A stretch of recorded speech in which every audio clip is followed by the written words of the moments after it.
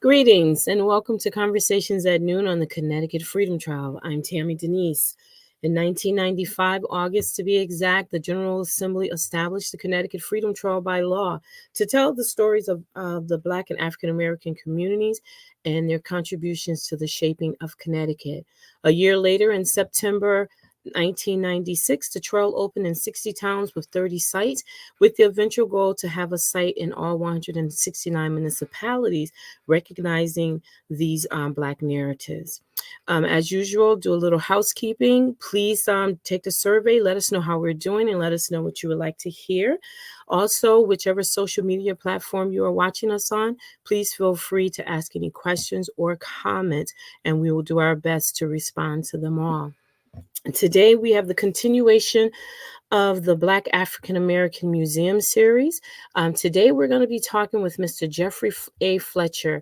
He is the president of the African American Collections, Inc. and the executive director of the Ruby and Calvin Fletcher African American History Museum here in Stratford, Connecticut. As a child, he lived in Colchester, Connecticut. He graduated from the University of New Haven, and he is now a retired police officer from New Haven of almost 25 years. And he's been collecting and building his parents' African American collection for the past 15 years. So we're going to have a nice conversation with Mr. Fletcher about his endeavors and the work that he is doing to keep this history going that his mother started. Mr. Jeffrey Fletcher, thank you for joining us today, sir. The floor is all yours. You got to unmute. Okay, there we go. Thank you, Tammy, for inviting me here to spend with you all this afternoon. And yes, I'm Jeffrey Fletcher, the executive director of the Ruby and Calvin Fletcher African American History Museum, located at 295 East Broadway in Stratford, Connecticut. We're going on our third year here in operation. I'm also the president of the African American Collections Incorporated, which is a 501c3. The inspiration to start this museum starts with my mom. Her name was Ruby, and my dad, Calvin Fletcher. As Tammy has already mentioned, that the museum was inspired by basically both of them. Ruby and Calvin, they were children who grew up in the South, the Jim Crow South of the 1930s. And especially my mom, who was the primary motivating factor for me to be involved in doing this collection. One of the things that I wanted to bring up is that, the collection, I was never really into collecting per se. As Tammy alluded to, I have spent half my career or half my life in law enforcement in the city of New Haven. And when this opportunity was bittersweet, where that my mom, who has been a collector from child, growing up in Camden, South Carolina during the 1930s, she passed on. I, out of the four children, ended up inheriting it or being passed down. But a little bit about my mom. My mom was, as I said again, was the motivating and driving factor behind this museum. only because she collected as a child growing up in Jim Crow South on a sharecropper's farm with her 7 brothers and sisters and my grandparents. And if we know and understand the South back in the early 1930s and moving forward, it was segregated. It was a lot of racial disparity and a lot of discrimination going on there. But as a child, she grew up as one of the 2 of 7 oldest that had to work the fields in order for them to live in the home that they had on this, I call it a forced labor farm at one point prior to my grandparents taking refuge there.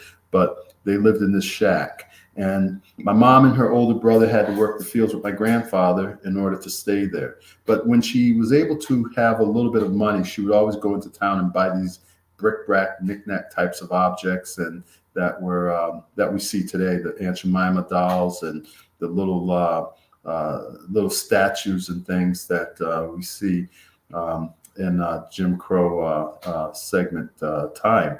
And she accumulated a lot of this stuff. But at some point in time, as she reached her teenage years, 16 years old, she decided she did not want to live in those conditions where she was forced to miss school during harvesting and planting time of the year. While her classmates were going to school, she was in the field. So what she decided to do, unbeknownst to my grandparents, was at the age of 16 to actually decide to take a bus from Camden, South Carolina, because at that period of time, we had the great Black migration that was still going on, and African Americans were trying to find their way out of the South and find equal housing, employment, and especially to get away from segregation and Jim Crow. So she opted to go north and head north to a place called Colchester, Connecticut. As she arrived in Colchester, she was taken in by a Jewish family. Unbeknownst to her, she did not have a place to live, and they took her in not as a domestic, but they took her in because they felt that this young woman needed some guidance and some structure. And what they did was they educated her, taught her their history, their culture, their spirituality, but they ended up telling her to keep her spirituality and who she was and where she came from. So the 2 mantras that I do know that my mom passed on to us as a child, growing up in this home, was that the Jewish folks told her never to forget, of course, because of what had happened in another hemisphere during the late 1930s, early 40s, where Hitler incarcerated and opened up those death camps and annihilated a large number of Jewish folks in those camps. Never to forget, but also to never forget where you came from. Never forget who you were, who you are, and where you came from. And so she maintained those 2 mantras, and they were instilled in our family growing up. But my dad came 10 years later to Colchester from a place called Fuquay Farina, North Carolina. And they married and had 4 children. Now, what gets interesting is that I preface my mom all the time, because again, for the 3rd time, she was the motivating force behind where we are today. So she would actually have my dad take her to various places, tag sales, and estate auctions, and sometimes folks would offer to donate or to give her these things, which I always refer to as being junk, because it had no relevance to me at the time growing up, because I just really wasn't in that headspace at the time. But later on, after her passing, and I inherited this collection, her small collection of probably 500 objects, I then realized what they represented. But they represented to her something different than it represented to me. They represented to her of imagery and perception and breaking down stereotypes and all sorts of myths that go along with identifying African Americans as being less than or dehumanizing. I looked at that information as preserving it, but also to tell the history behind it, and kind of like somewhat to do what my mom had done, which was to break down stereotypes and debunk a lot of myths and things of that nature. So as I collected this information and as I collected the objects for my mom, I had to think about what I wanted to do with this, because I didn't have a clue at that time, and I was transitioning from the New Haven Police Department into a totally different area of life that I never even anticipated, nor did I expect. And as I'm looking at a lot of these objects that I have bought from my mom's home, my mom and dad's home, to my home, and had it set out in my basement, I noticed that I had about 400 to 500 objects of hers on the basement floor. And looking at them, I still thought they were junk. I thought they were objects that were meaningless, and didn't really grasp what they really meant and where this collection would go to this day. And as I'm looking at these objects, I'm looking and I'm saying to myself, this is junk. I'm not going to deal with this. I got to figure out what to do with it. And at that time, I had my daughter with me, and we were surveying and we were looking over everything that was laid out on the floor.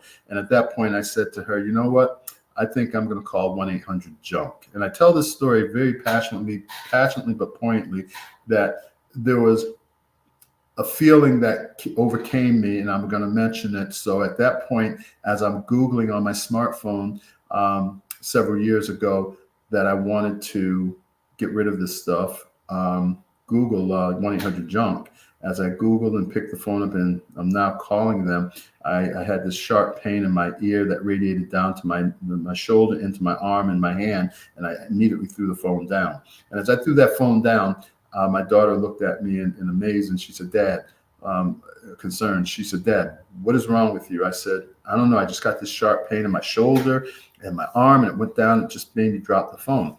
And so at that point, my daughter looked and she said, Dad, that was Grammy telling you, you better not get rid of her junk. You better hold on to it. My mom was a very, very strong African-American woman who was involved in civil rights. She was involved in everyone's rights. And wherever there was somebody who was disenfranchised or someone who was downtrodden, she was right there fighting for them, no matter what race, what color, what religion they were. She spent many times bailing people out of situations in terms of going to courts and giving them character references, or basically, espousing to the court system how valuable these people were. And the testimony was at her funeral, she had hundreds and hundreds of people that were homeless, and people who were professionals, and all sorts of people that were there, to the point where I looked at my dad and I said, Dad, who are these people? Because, I was somewhat removed from visiting them a lot. But when I saw this, I asked my dad who they were, and he said, these were the people that your mother supported. These are the people that your mother took care of. And these are the people who your mother represented. And so I then figured out that this woman had more to her life other than collecting things that I refer to as junk. So on that mission, what I decided to do was I said, okay, I'm retiring, so let me do this. Let me gather all these objects up together, sit down, look at them, and try to figure out how I can use and tell her legacy and keep my family's legacy alive. And at that time, I had no business acumen. I had no sense of any type of business whatsoever. And I just thought I can take some of these objects, start knocking on doors, schools, civic organizations, senior citizen places, and just saying, I want to talk about these objects. I want to explore what they really represent with people, share this information. And so I began to do that until finally someone approached me and said, you're actually doing this. You're doing this program, but you're going to need a little bit more to it. And that means you'll need to support and sustain this collection and your travels. You need to get a 501c3, in which at that point, I still didn't know what that meant. And I did my research, and finally I contacted my accountant, family accountant, and he set it up, and we did it. And ever since then, we enacted the 501c3, which we were grateful to, because now it gives us an opportunity to support what it was that I'm trying to extend to the communities financially. It wasn't so much, as we all know, 501c3s you don't make money on, right? You go out here and you do this because it's your passion. You're driven to do this. And so as I put all that together, I was going into this community that was didn't represent who I looked like physically, did not have the same politics as I had, and definitely there was a past to this one community that I frequented very often, which was Stratford, Connecticut. As I was being invited every year before 2-3 years before the museum was even thought of, I was invited to Stratford, to the Civic Center, to their civic organizations, to their senior centers, and to a lot of their street functions. And I noticed that I was spending a lot of time there. And at some point, the town administrators, Mayor Laura Hoydick, approached me with her staff and said, you've been coming to this community for an awful long time. Have you ever thought about putting a brick and mortar up? And so I just thought that was totally crazy because, number one, I did not have the funds to do that. And number two, I didn't have the wherewithal to figure out, the next step, except if she was going to give me something, I would put things in there. We had further conversation and something happened, kind of like, it was almost like a spiritual connection. So as I'm doing this collection, as I'm meeting with the town officials to try to figure out how we were going to incorporate this museum or alleged museum in this community, I had made a contact with a law firm that was interested in wanting to support this endeavor that I was on, this journey I was on. And it was the law firm of Sherman and Sterling LLP, which is a domestic and international law firm. And this law firm said to me, the general counsel said to me after several meetings, we would like to support what you're doing. Now, I didn't have a clue why this law firm was saying we want to support this so heavily until they sat down and said, did you know that John W. Sterling, who was a graduate of Yale University from 1860 in 1864, the class 1864, was a principal co-founder of their law firm, which was founded in the early 1900s, turn of the century. And I said, no, I didn't know that. And they said, did you know that his childhood home is right in the center of town? I said, no, I didn't really know that either. But meanwhile, the town was looking for a place for us to set our sights on. And so as we're talking, he then says to me that John Sterling donated $16 million to Yale University after he had his law firm established, which they used to build the Sterling Memorial Library as well as the Sterling Law School. So I said to myself, I'm in great company here now, and this is a no-brainer. And his childhood home is in the community. The mayor wants me in the community. And now I'm thinking, okay, this would be a great venue. Now, the only problem there was one of his last descendants, his great niece, was still residing in the home, and we didn't know where she was going to go. And at that point, she met with me one time, and that one time she met with me, she stated that she would like, if anything were to happen to her, for her property or the homestead, John W. Sterling homestead, to be converted into a museum or a cultural arts facility. And unfortunately, several months later, she passed, and the family ended up selling the homestead to the town of Stratford. And now the pieces started to fall together, which was now the town had said, we own this, and so we can make this the future home of the Ruby and Calvin Fletcher African American History Museum. And the law firm did fund us to be where we are now currently, and this serves as a template to the bigger museum, which we are happy to say that we will be having, opening it in the summer of August 2025. So we're close to opening up this this venue, which we, as this day, know is the only African American history museum in the state of Connecticut that we know of. So I gave you the foundation of how we got here and the past where my mom was the motivating factor behind this. Let me explain a little bit how the museum works today. So this museum where we are located, as I said, is a cookie cutter template of what the macro will be around the corner, which is literally less than a half mile around the corner where we are.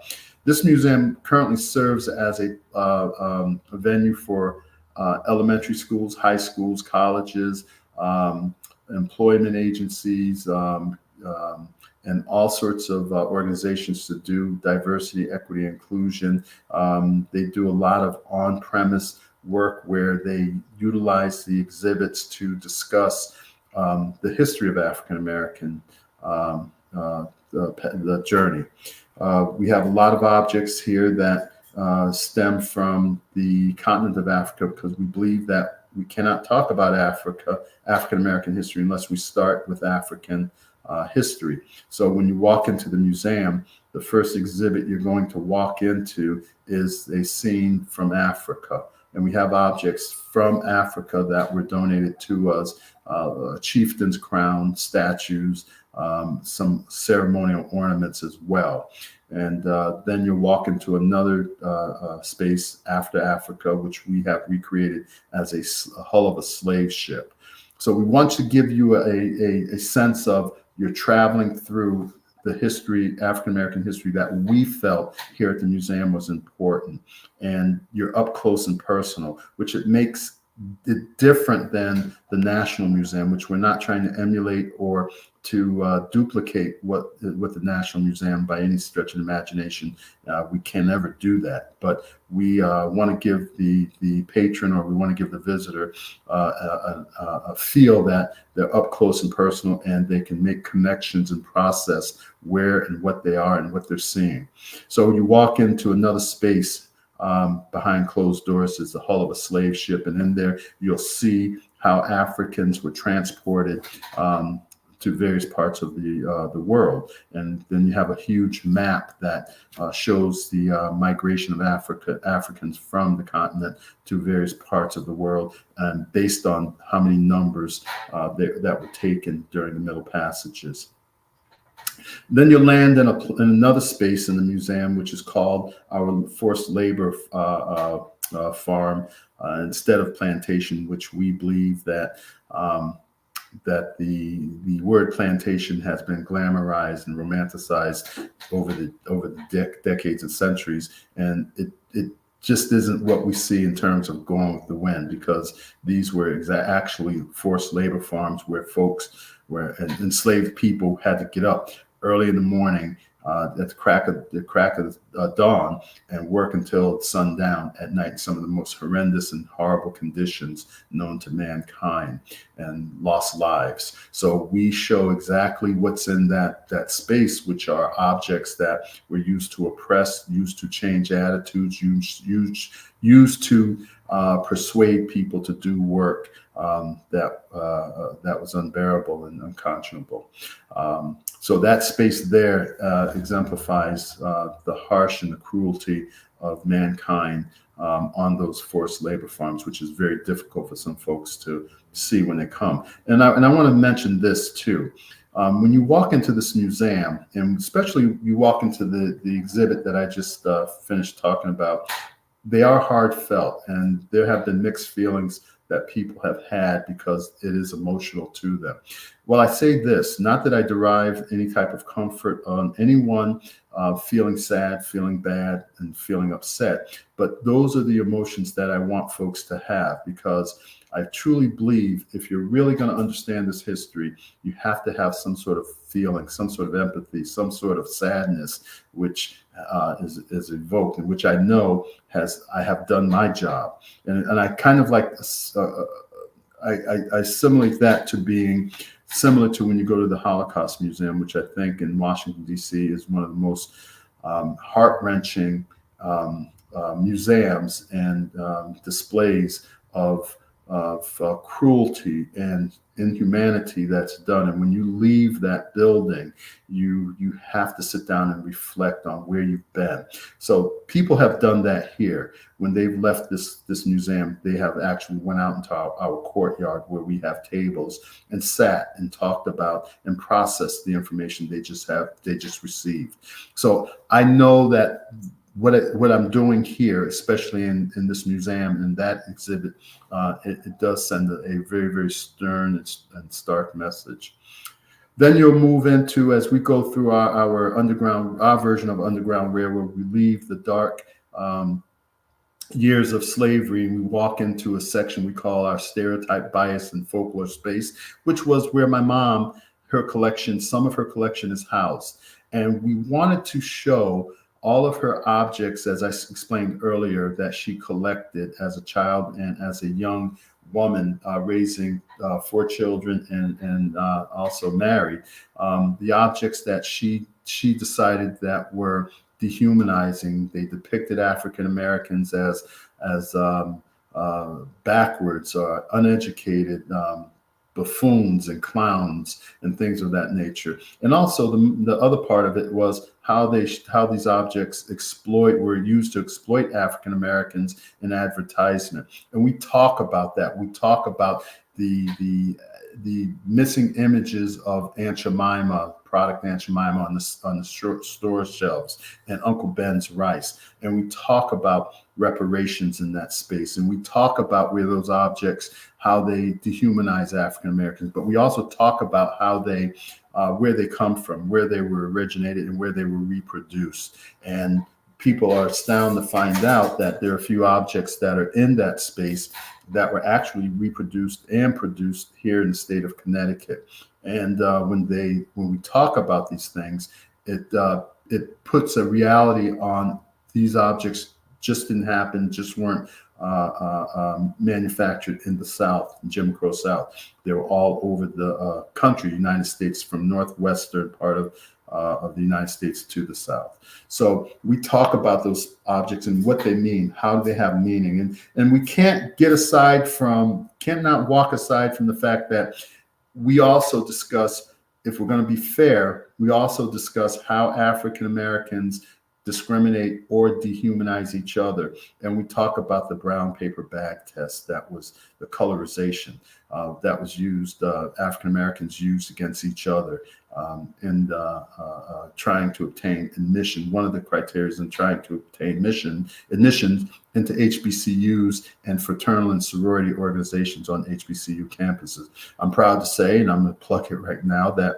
I am a Omega Psi Phi fraternity member, incorporated, and which was originated at Howard University.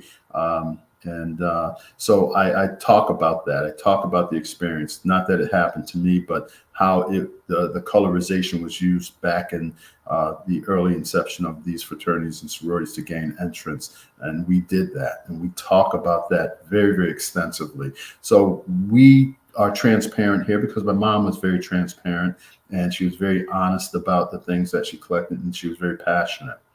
We then move on to another section, and the museum starts to evolve into different parts of history, where we have a section that's dedicated to the state of Connecticut. And you don't have to be African American to be inserted in this museum or honored in this museum. In this section, we call it the Faces of Connecticut. And in this section, the Faces of Connecticut deals with African Americans, white, Hispanic, Asian, Muslim, and we deal with anyone who has shaped or formed a positive outlook and direction in anywhere from civil rights, human rights, equal rights, LGBTQ, women's rights. And if you have championed those various genres, we will come looking for you, because we believe that this museum should have the face of Connecticut and those pioneers, trailblazers who made a way for people like myself to even be sitting here talking with you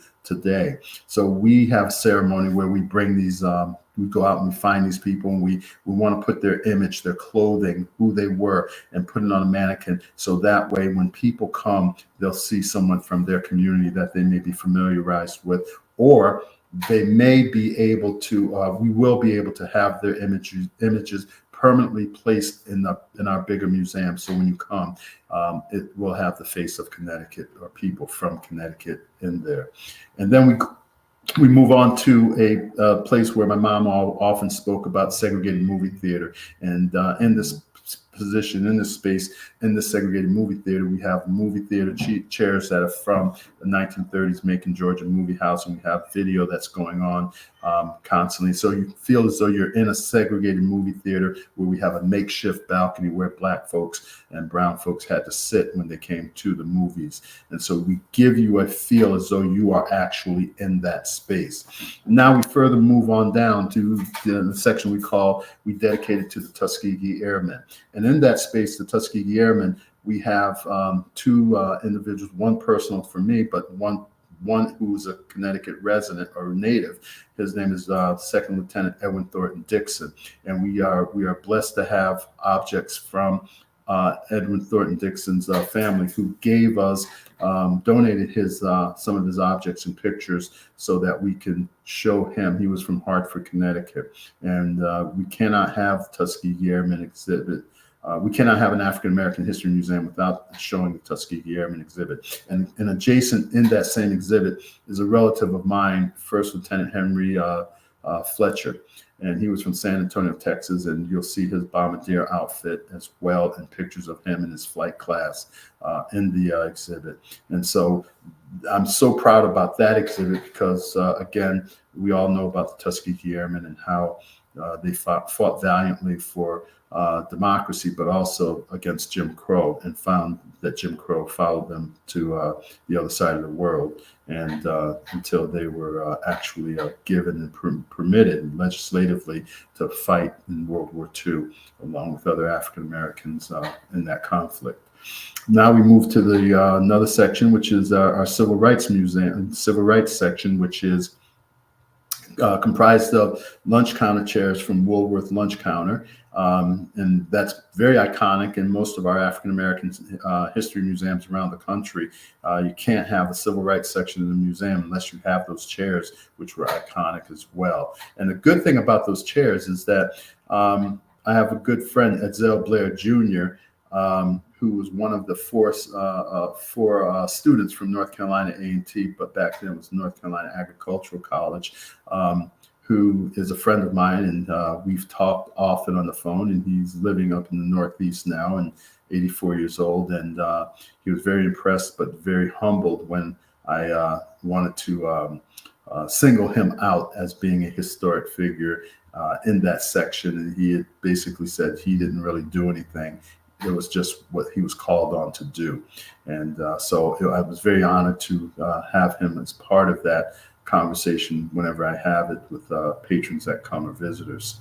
And then in that room, we have Doors of Segregation, which show Jim Crow at its best, where blacks, coloreds had to go to the colored bathroom, and white women went to the white bathroom, and white men went to the white bathroom.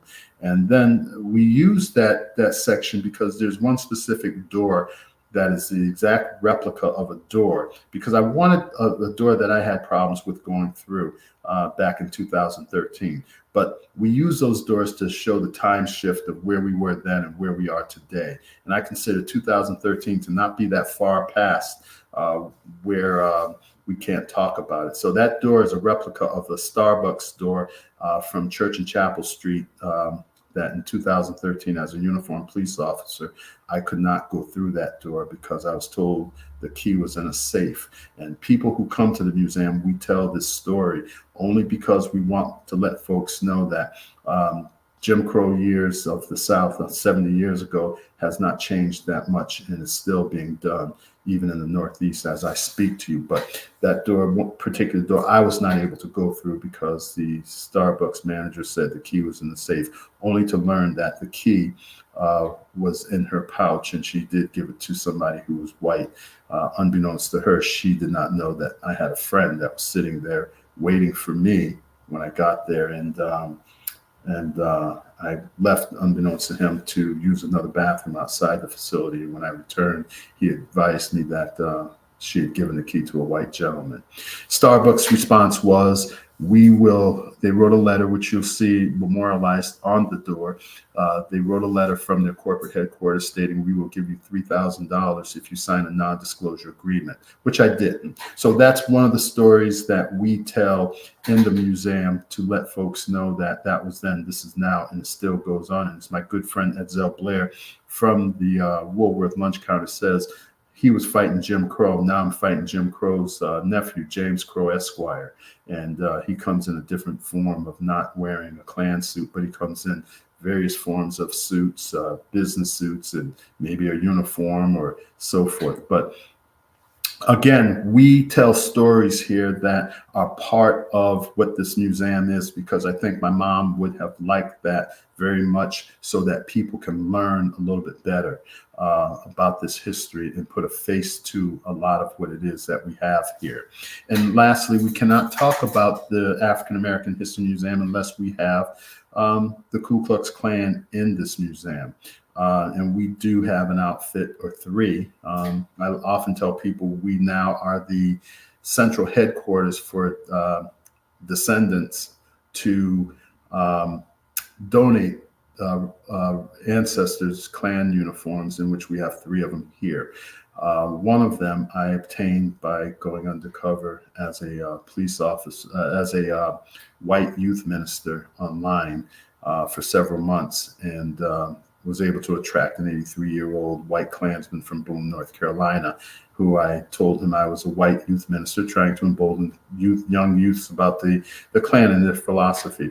As I said, 6 months of reading a lot of things, because we only dealt with each other online. We never talked on the phone until the last day, where I called him after obtaining his objects, which I paid him for them, and I received them. And then I called and told him who I was. And then everything snowball rolling downhill. And next thing I know, a year later, there was a movie called The Black Klansman. And I didn't know that director Spike Lee was in the city of New Haven having a teaching sabbatical at Yale School of Drama. And we can only surmise that parts of my story that broke in the Current and the Register, New Haven Register, he took some of that information and had made an adaptation into what he already had done with an actual police officer or sheriff from Colorado. So I saw that on screen, and so we're told by our attorneys to keep telling the story until we get a cease and desist. And we've been telling the story for 8 years, so we're okay. So then lastly, when you come out of that space, we go into the last space as you leave the museum, which is cathartic. And it's supposed to be a happy space, because in this space you have a lot of script, you have a lot of colors, you have a lot of celebrities, sports, politicians, religious people, actors, actresses, and from the 1940s all the way up to as far as 2000.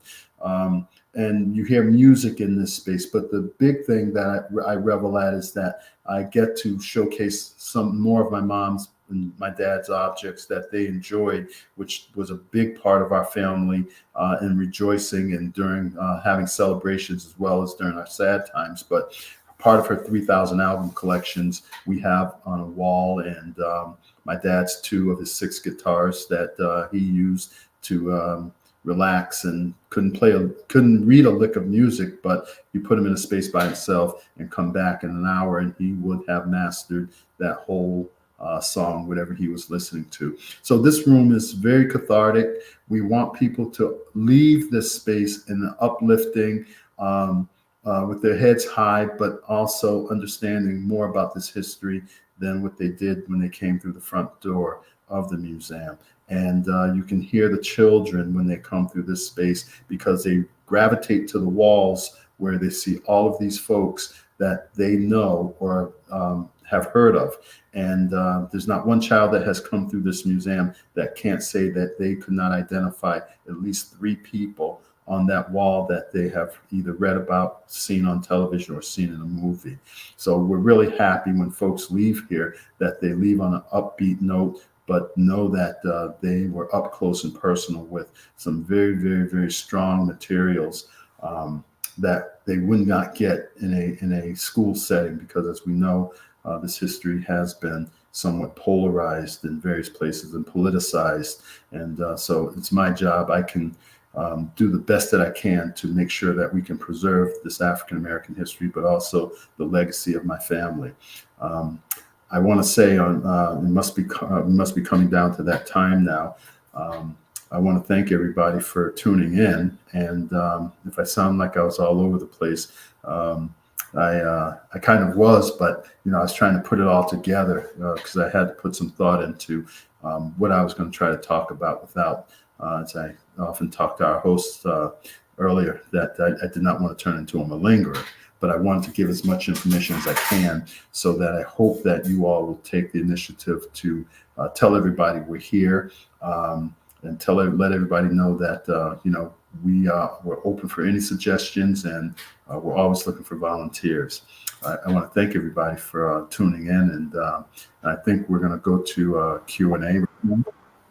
Yes, sir. Thank you so very much, Jeffrey. Very informative. One, I would like to say I'm very proud of the accomplishment that you have achieved by bringing the African American History Museum to Connecticut. It is the first and only one here. Hopefully, it won't be the last one. It is a great addition to the Connecticut Freedom Trail because, again, it is helping to elevate those Black narratives. The one thing that I really appreciate is when we're talking about the history that your museum brings to the fore, it is American history. It's not just Black history. And oftentimes people want to think of enslavement and all of the atrocities that goes along with that as just Black history, but it's not. It's American history. And having gone to the museum, I truly appreciate all of the hard work that's gone into it, the dedication and the time. And it is definitely a field trip that is worth taking. And I also encourage it as well. We have a few questions. Tammy, Tim, I Yes. just want to say one more thing. I just forgot. So one of the things that I want to mention is that because the demographics across the country is changing so much, and especially in the state of Connecticut in our urban communities, there is a big onslaught of the Hispanic culture expanding. And if we know our census right now, I know at least in New Haven, and I've heard in Bridgeport recently, because they're right next door, that the Hispanic population has exceeded over being the number one minority group in Bridgeport and New Haven. So what we have been working on for the past several months is to make this history and the narrative, the Hispanic narrative, inclusive into this museum, because when we leave one part of the museum from Africa and we head to the hull of the slave ship, we are strongly discussing the Hispanic nexus of spirituality, food, dance, music, and philosophy, of how the Hispanic culture is so intertwined with African culture, because as we know, Africans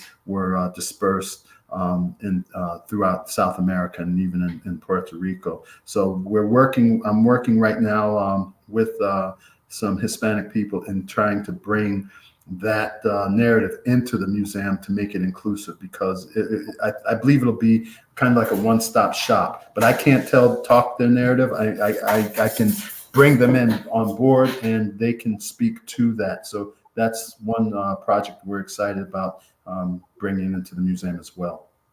Awesome. That is cool. And you know what's really cool about that is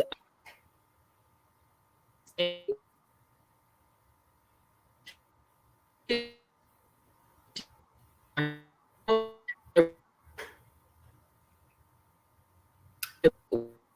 lost you.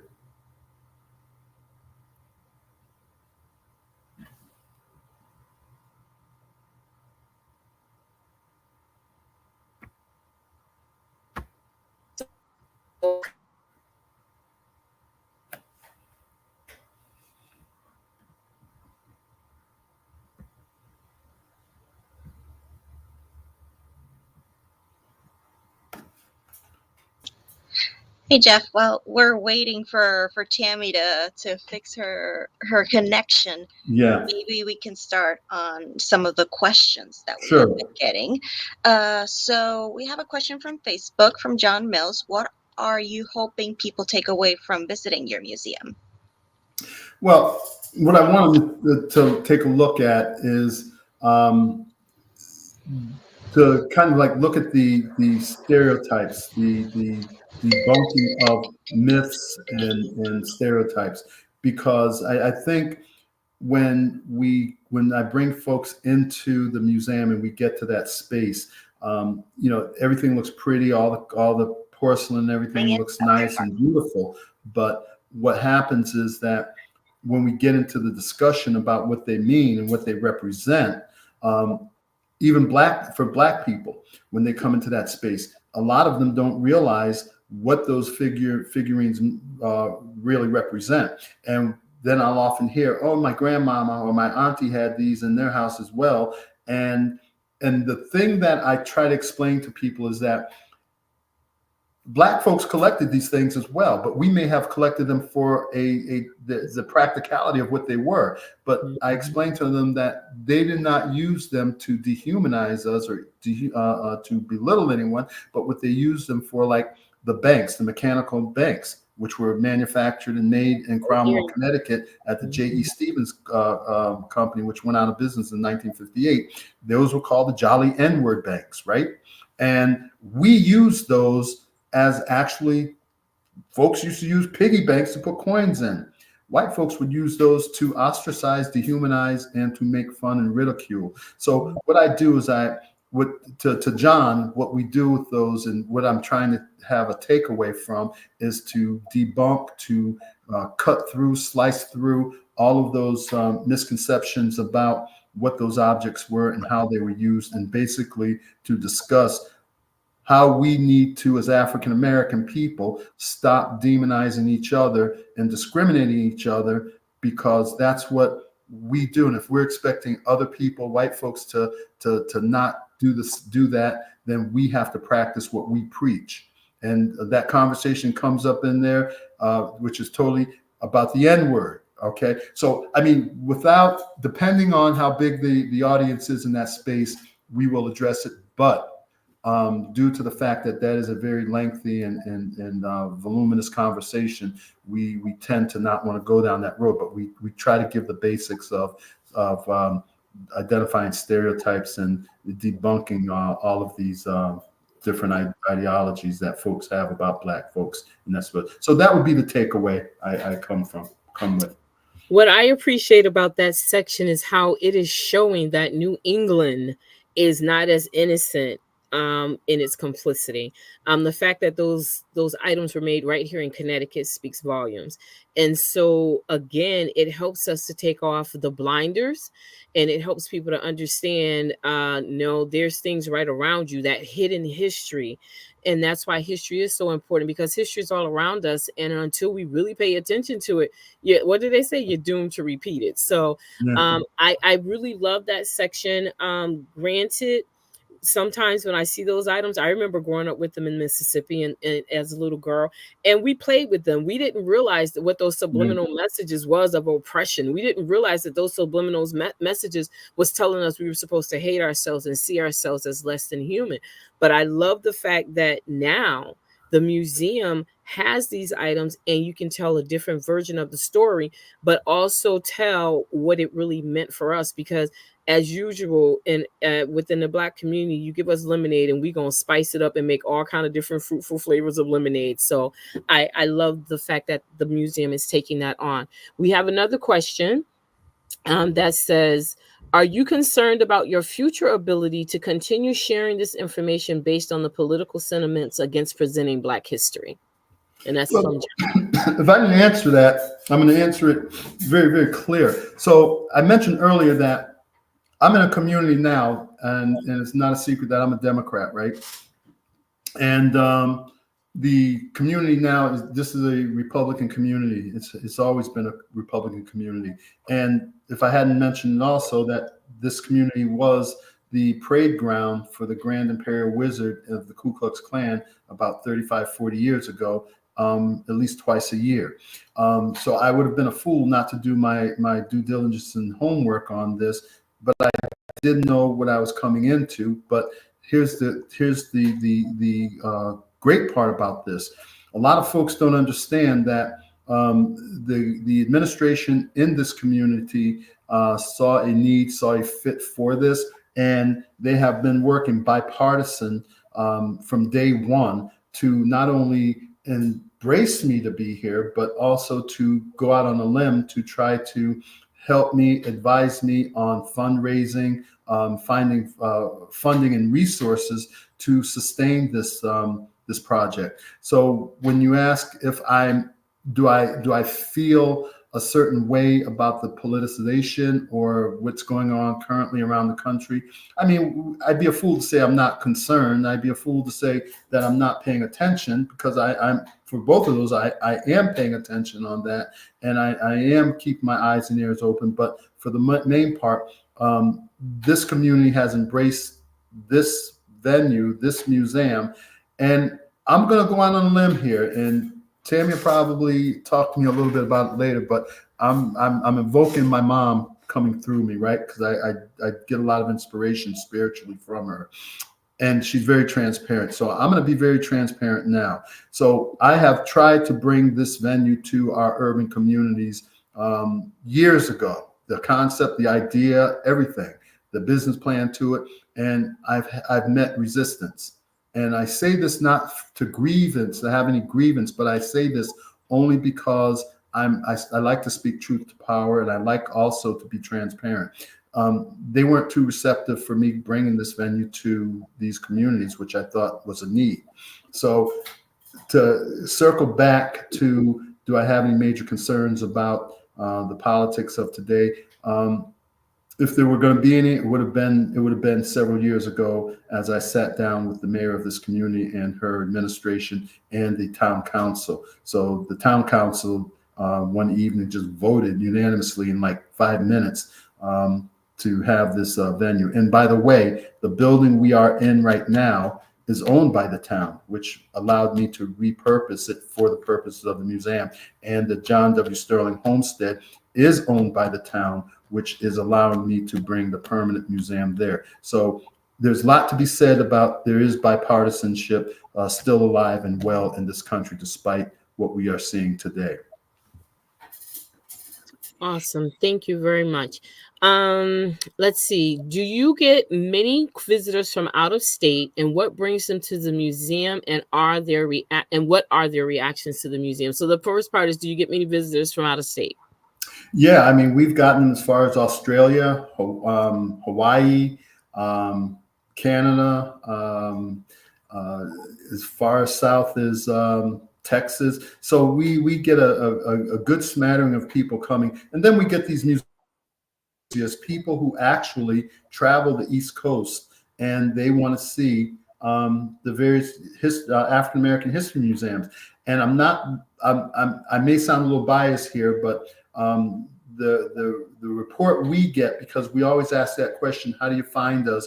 They say they Google African American history museums in Connecticut, and they come across and they make a beeline to here. But to our credit, what they say is that, and I've been to the National Museum many times, and you know, I'm partial, because it's almost like going to Costco's or BJ's. I'm so overwhelmed when I go in there. There's so much to look at, so much to buy, so much to see. I attribute the National Museum to be the same way. I'm overwhelmed and flooded by a whole lot of information. But when people have come here, they've said that they feel very close, very connected, and they can process the information because it's not overwhelming, and it's not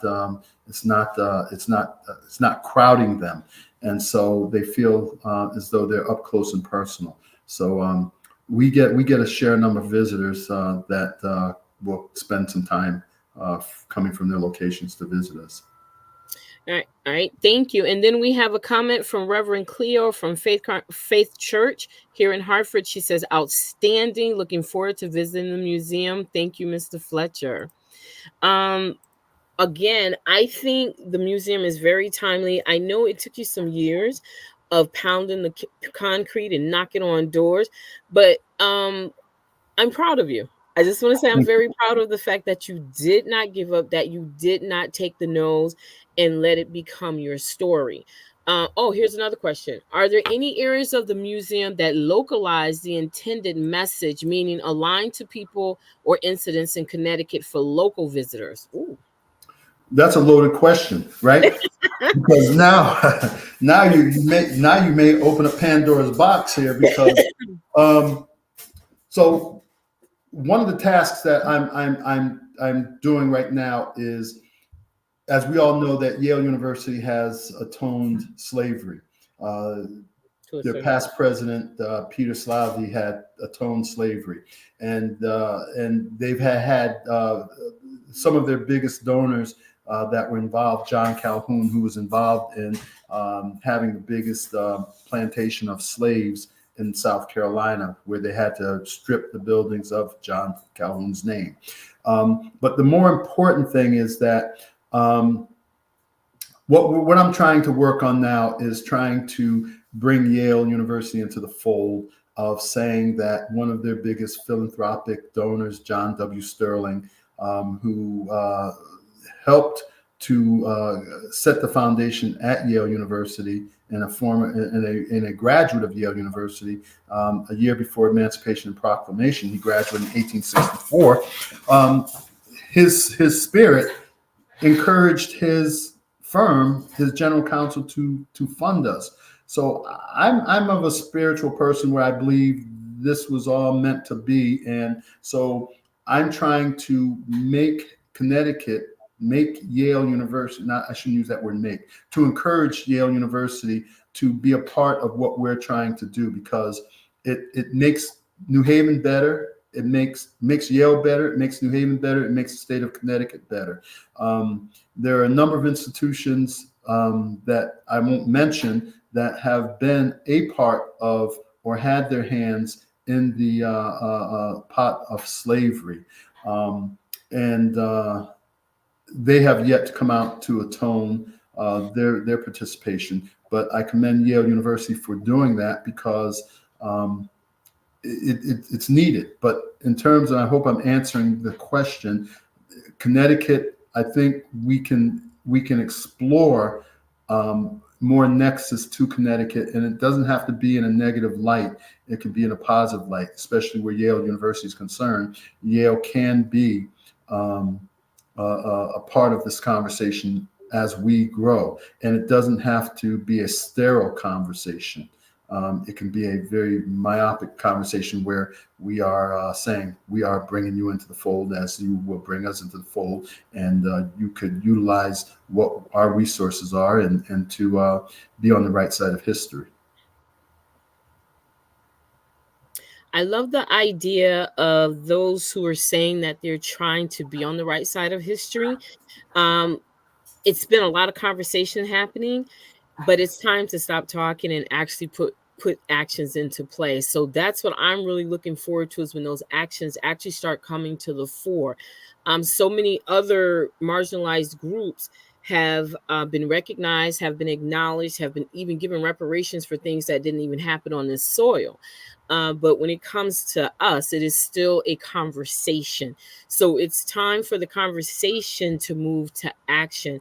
And I think your approach to what you're trying to do with Yale, and hopefully they will be on board with that, because that is one way in which it is really going to show, hey, we are really trying to rectify some of these wrongs. We're getting beyond just the symbolism of it. And that's what I look forward to seeing, when it gets beyond symbolism and action, actually quantitative actions, where we can measure that things are actually happening. Let's see if we have any more questions or comments. No, and actually we're out of time. We're right at 1 o'clock. Oh, so wow. that's perfect. That is perfect timing. Jeffrey Fletcher, I thank you, sir, for taking the time to come and share your history and your family story with us. And most importantly, sir, again, I thank you for your tenacity to stay on track, regardless of all of the rejections and the no's and the doors that were closed, because now you're your dream and your mom's desire has come to fruition, and you are making big steps, sir. And I appreciate you, and I want you to continue doing that, and know that you do have support, and it is going to continue. So thank you so very much for joining us today on Conversations at Noon on the Connecticut Freedom Trail. Again, thank you everyone out there in social media for taking the time to join us. Please review our surveys, answer our questions. Let us know how we're doing. Let us know if you would like for us to do more. For the month of November, we will have a conversation with the descendants of Prince Abdul Rahman. And there's a story about him on PBS called The Prince Among Slaves. Then in December, we will have our year in review. And then January 28th, Tuesday, 2025, A Free Woman on God's Earth. It's a book talk with children's author Janelle Ease. Thank you all again so very much for joining us. And always, until the next time, thank you. Thank you.